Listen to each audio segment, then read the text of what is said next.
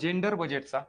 आता gender budget म्हणजे त्याच्या नावातच आहे, बजेट हे जर आलं त्याचा अर्थ उत्पन्न का खर्च, दोन्ही. पण त्याच्या आधी काय आहे, जेंडर हा शब्द आहे. म्हणजेच इथं आपल्याला काय करायचंय, जेव्हा सरकार उत्पन्न आणि खर्च विचारात घेतो, त्यातल्या त्यात देशामध्ये असमानता आहे. कुठली असमानता, लिंग असमानता, जेंडर इनइक्विलिटी, ती कमी करायची बजेट मार्फत. म्हणल्यानंतर एकूण जर 100 रुपये खर्च करत असेल, त्यातली काही ठराविक अमाऊंट, काही वित्तीय तरतूद ही कोणासाठी वेगळी करून ठेवायची, महिलांसाठी वित्तीय तरतूद करून बाजूला ठेवायची, त्यांच्या डेव्हलपमेंटसाठी. जेणेकरून काय होईल, सगळ्याच बाजूत पुरुष हे पुढे आहेत. तर आता आपल्याला इथं मेल आणि फिमेल हे काय करायचंय, इक्वल आणायचंय, जेंडर इक्विलिटी साध्य करायची. त्यासाठी सरकारने केलेली वित्तीय तरतूद, त्याला काय म्हणायचं, जेंडर बजेट. मग ह्याच्यावर तुम्हाला काय प्रश्न होता तो, आता बघा ऑप्शन बघा, तुम्ही जर कन्सेप्ट नीट समजून घेणं किती गरजेचं आहे.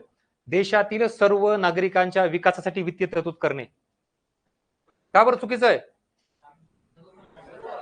सर्व मध्ये कोण आलं, ऍक्च्युली आपल्याला जेंडर बजेटमध्ये जेंडर इनइक्विलिटी कमी करायची, ह्यांचा ऑलरेडी विकास झालाय, आता कोणाला फोकस करायचंय, म्हणून सर्व येणार का, नाही, तो गेला.